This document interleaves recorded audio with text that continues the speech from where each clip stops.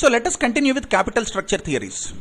Recollect my initial discussion when we started this chapter. I told you this chapter has two parts. What is part 1? Part 1 is about capital structure planning. That involves EPS maximization, that involves EBIT and EPS analysis, and that involves financial break-even point and indifference point. So this part already we have completed and 10 problems we have solved on this part 1. Now coming to part 2 this is actually capital structure theories. So that net income approach, net operating income approach and all these things will come in this part 2. So now we are entering into this part 2 which is actual capital structure theory area. Okay. Before we start, I'd like to tell you one thing. I have seen many students, the understanding of the concepts in capital structure theories is pretty low.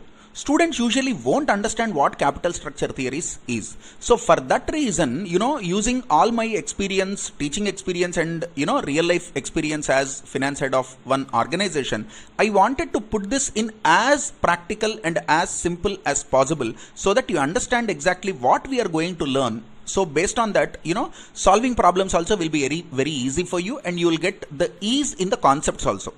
So first, let me tell you what is capital structure theory.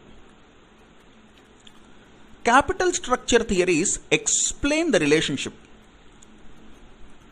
Capital structure theories explain the relationship between three things. One is cost of capital. Second one is capital structure. And the third one is value of the firm. So, how these things affect each other?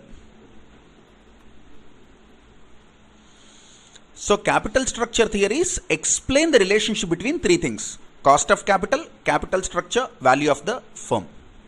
Now, what is the relation between cost of capital, capital structure? So look here, this diagram, whatever I have given, I am breaking that into two components. One is cost of capital, capital structure. One is cost of capital, value of the firm. Okay. Now look here.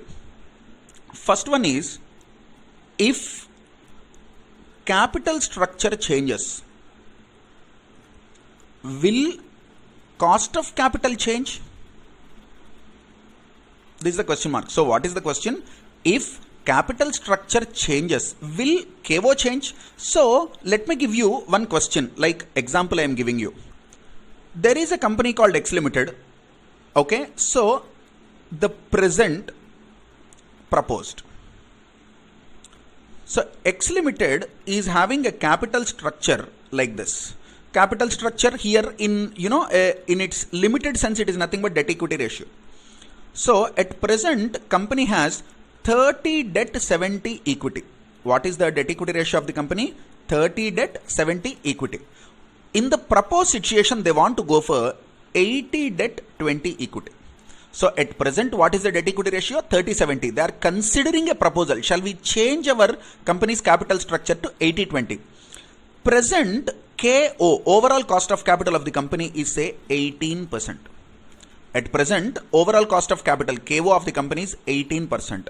Now the question is, what will this be? Will it change? Will it remain constant? Will it be 18% or will it change? Will it increase? Will it decrease? What will exactly happen?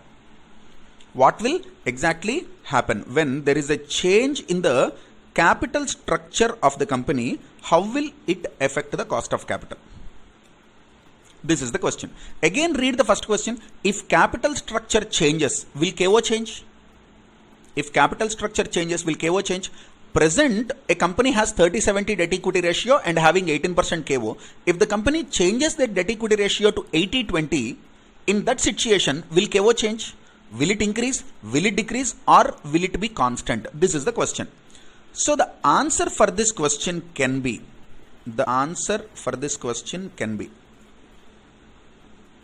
you guess and tell me, is the answer yes or no? The answer for this question can be an yes or it can be a no. The answer can be NS or the answer can be NO. How? Look here. Look here. So if the answer is yes, they are called capital structure relevance theories.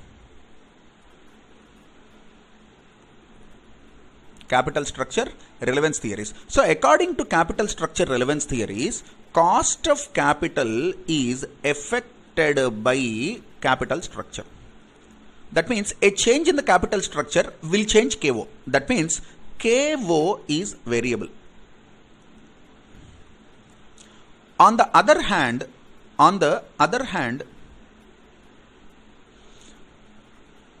if capital structure changes, KO will not change. These theories are called capital structure irrelevance theories. Capital structure irrelevance theories. That means capital structure will not affect KO. What is this? Capital structure will not affect KO. That means what exactly they want to say? KO is constant. KO is not affected by capital structure changes. So there are two theories here. First one is called net income approach. Second one is called traditional approach. First one is net income approach. Second one is traditional approach. Here we have two theories as well. First one is called net operating income approach. Then the next one is called Modigliani and Miller approach, MM approach. Modigliani and Miller approach, MM approach. So again, what is the summary? Our question is, if there is a change in capital structure, will it influence KO? The answer can be yes. The answer can be NO. Those theories which support the proposition, which support that or which propose that yes, change the debt equity ratio, KO changes. They are known as capital structure relevance theories. Those theories who say KO is constant, whatever your capital structure is, you operate with 10 by 90 or you operate with 90 by 10 or you operate with 0 100, you operate with 100 0, will not make any difference to KO. KO is constant. These theories are known as capital structure irrelevance theories. So we have two theories this side, we have two theories that side. Before going into theory 1, theory 2, theory 3 and 4, we need to understand capital structure theories introduction, basics little more. Okay, so after this we'll go to the next step. Now, how a company is valued? How a company is valued?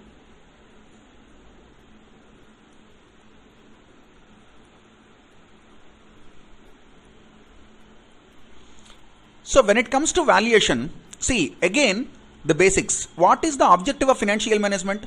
The primary objective of financial management is enhancing the wealth or value of shareholders. Correct? The primary objective of financial management is enhancing the value maximization. That is what we discussed. Value maximization. You remember that? Now, how value is measured? Value is, can I say, the value of equity plus value of debt. Total value of the firm is value of equity plus value of debt. This is one way of calculating value. Another way of calculating value is EBIT by, or you can write any profit by capitalization rate. EBIT by capitalization rate. So what is this capitalization rate? This is nothing but KO. Now imagine if your firm is earning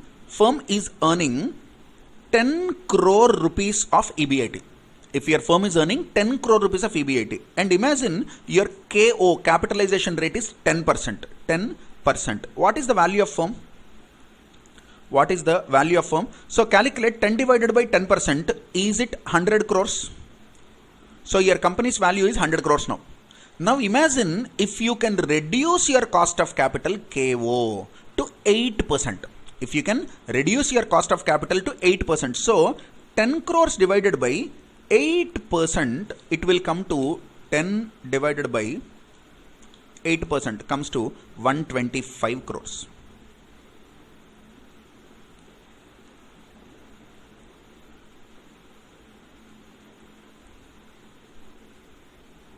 $125 crores. So what you have done, You did not improve your revenues, you did not improve your EBITs. So profit wise you are not grown, but a change in KO, a decrease in KO enhances the value of the firm.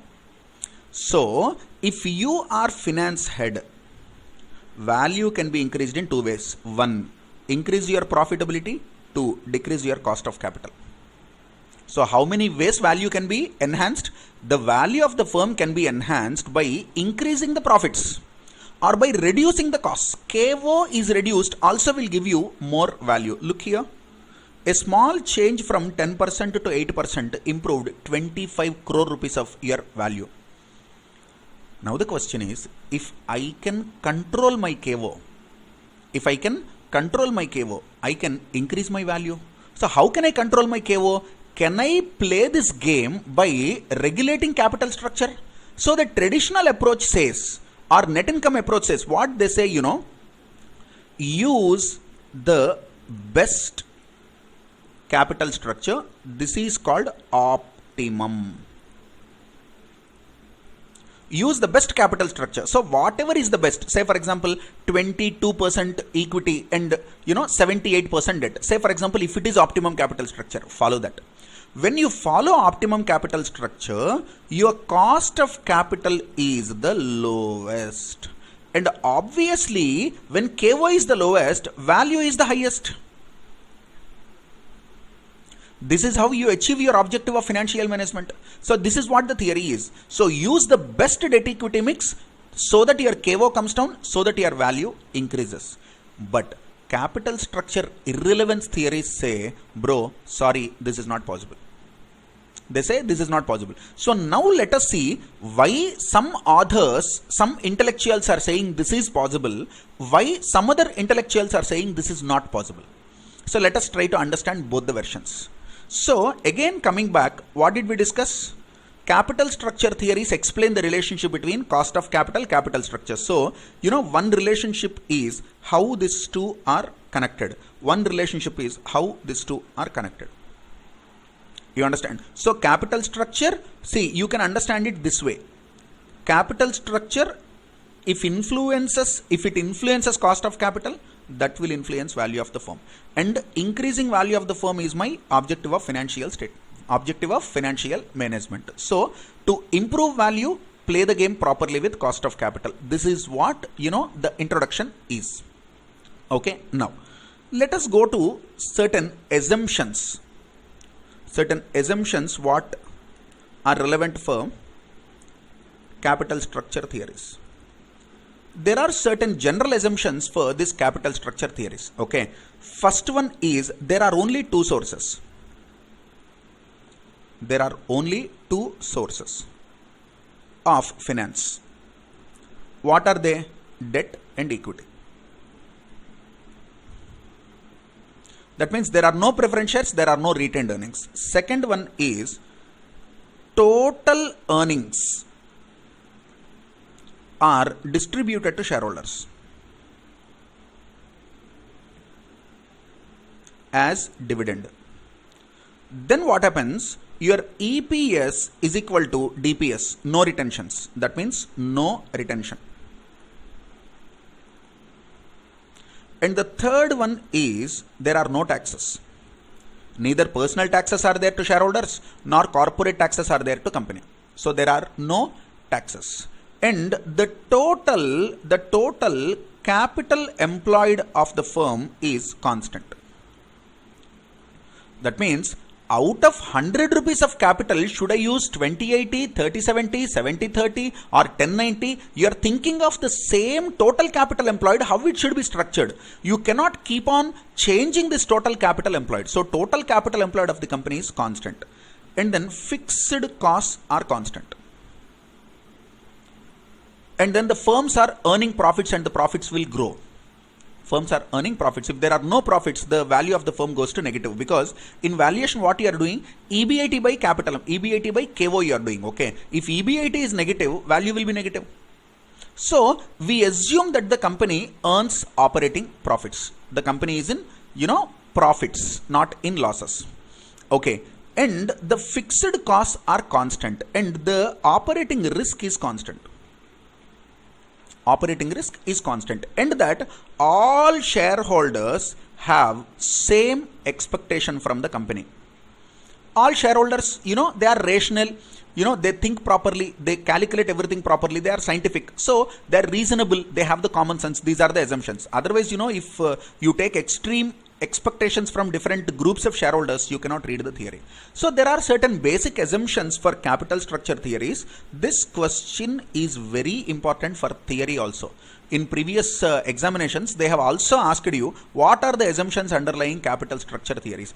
All these assumptions holds good for all the theories except this no taxes wala assumption was later modified, or to be precise, deleted by Modigliani Miller approach in their second paper. What is that? We'll see later. As of now, remember, all these assumptions apply to all the capital structure theories. You understand? Now, we are ready to study capital structure theories now after this detailed discussion. Now put the heading net income approach.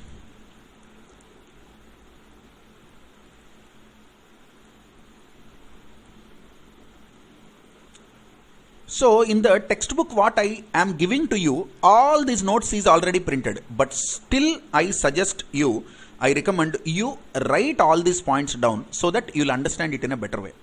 So what is net income approach? Point number 1. Net income refers to earnings to equity shareholders. Net income refers to earnings available to equity shareholders. So you have to write all these things simultaneously, okay? So first thing is net income refers to earnings available to equity shareholders. 2. Net income approach is a capital structure relevance theory. Net income approach is a capital structure relevance theory. What is the meaning of this? That means a change in capital structure. That means a change in capital structure will affect KO. That means if you change capital structure, KO is affected. That is this theory basically. 4. According to this approach, according to NI approach, debt is a cheaper source.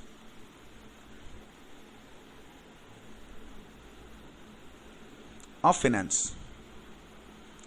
What is the meaning of it? That means they mean to say KD is always less than KE. Is it so? Is it, so that always KD is less than KE? The answer is yes. Is it for this particular capital structure theory? No. Always it is so. Always KD is less than KE. All the capital structure theories, be it NI approach, NOI, traditional, Modigliani Miller, all these theories recognized that KD is less than KE because it is reality. You might ask, Pavan sir, why? Why KD is less than KE? KD is less than KE because of 2 reasons. Reason number 1, KD is dependent on interest payment, which is tax deductible. So, interest has tax savings on it, isn't it? Because of tax savings, interest, if you pay 10 rupees, if tax rate is 40%, effectively you are paying only 6 rupees, no? 4 rupees you are enjoying tax benefit. That is not available for equity dividend. So when you pay equity dividend 10 rupees, your cost is 10 rupees. But when you pay equity dividend 10 rupees, your effective cost will be lesser. So there is a tax benefit. But of course, in this particular theories, we are not considering tax benefits because of assumption that we are ignoring tax. But still today's reality is, if you pay 10 rupees equity dividend, if you pay 10 rupees interest, in case of interest, it will be 6 rupees only because of 40% tax benefit. Okay, so this is reason 1. Reason 2, what is the reason capital structure theories are saying? So when you go to 60 years, 70 years back, they did not recognize this tax savings. Today I am telling you that there is tax saving, that is the reason KD is less. What they used to tell? They used to tell this, that the risk of equity shareholder, the risk of debenture holder is always less than the risk of equity shareholder. So obviously investing in equity shares of company is far higher riskier than investing in debentures of the company or giving a loan. Why? Simple. Your principal amount is secured. You have debenture trust deed. There are mortgages. So whenever you give a loan or whenever you purchase debentures, even if the company is going into liquidation also, first your money will be paid, no? So you are safe. It is not that you are taking too much of risk. Point number one. Point number two, your returns on investment, that is interest, is predetermined. There is no uncertainty. Will I get interest 12%? Will I get 14%? Will I get 9%? You need not think, because that is there in the debenture deed. So debenture holder always takes less risk than equity shareholder.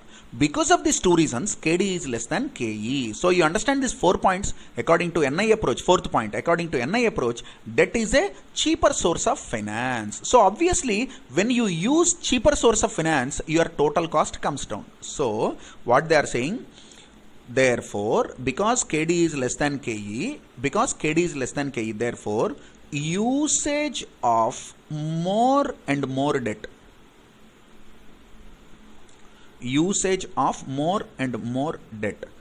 decreases KO and increases value of the firm.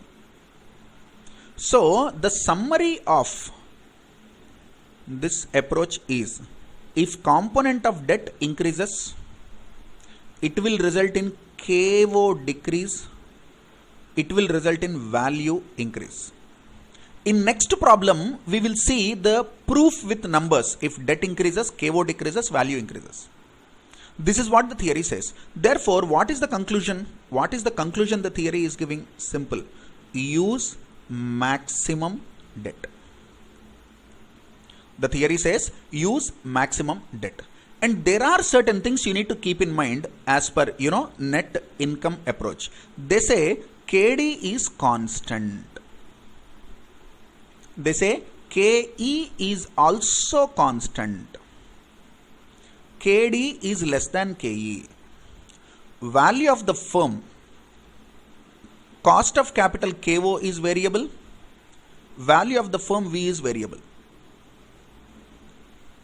Okay, so KO can be minimized. Value can be maximized. This is theory. So remember the important points. They say KD is constant, KE is constant, KD is less than KE, KO is variable, V is variable. This is what they say. Now let us see the diagrammatic representation of net income approach. Net income approach. Let me prepare a graph. On x-axis, it is debt-equity ratio, or we call it capital structure. On y-axis, it is cost of capital percentage. So this is zero debt. This is say 25% debt. Here you are using 50% debt. Here using 75% debt. Here you are using 100% debt.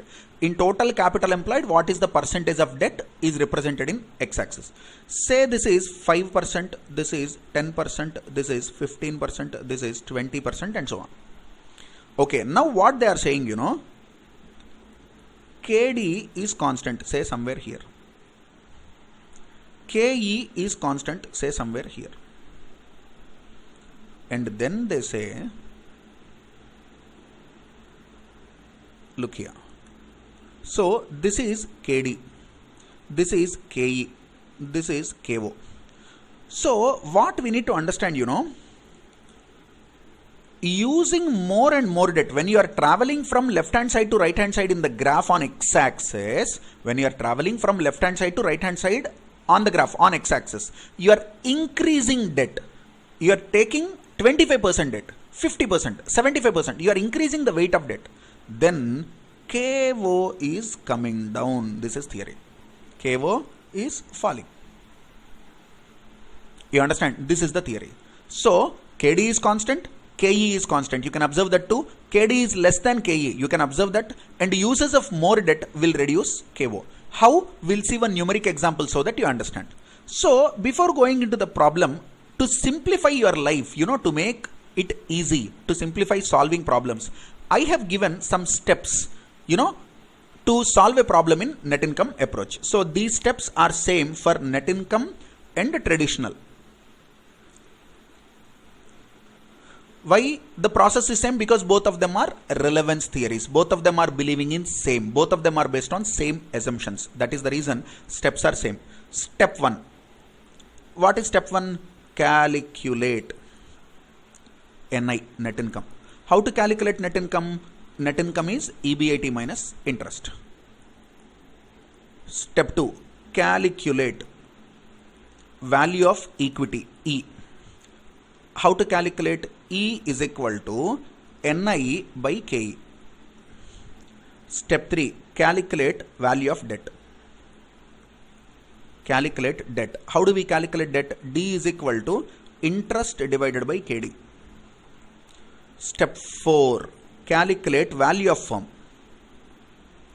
V is equal to, can I say, equity plus debt, traditional equation. 5. Calculate KO.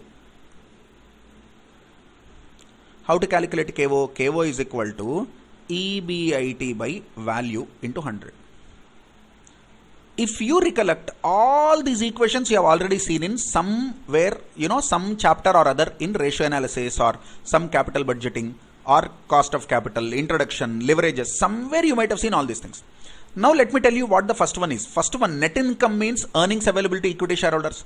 So if you remember the pro forma, EBIT minus interest will give you EBT.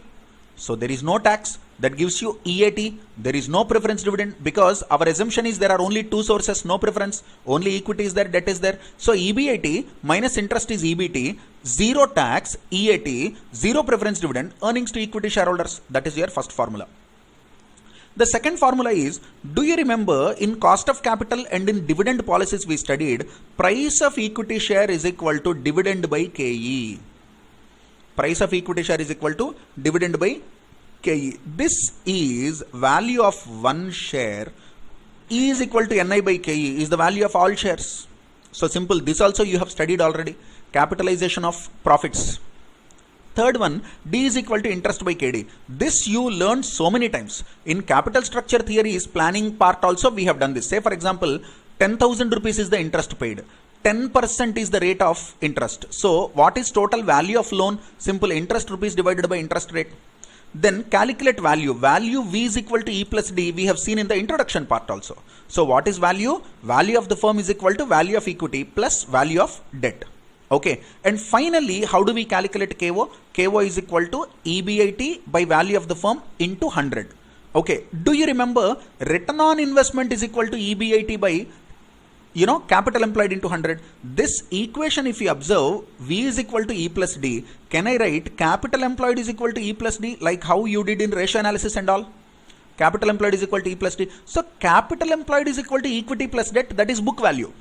Value is equal to equity plus debt, it is market values or intrinsic values, whatever the values we are assigning to them. Simple. Return on investment, you remember, you used to calculate return on investment is equal to EBIT by capital employed into 100.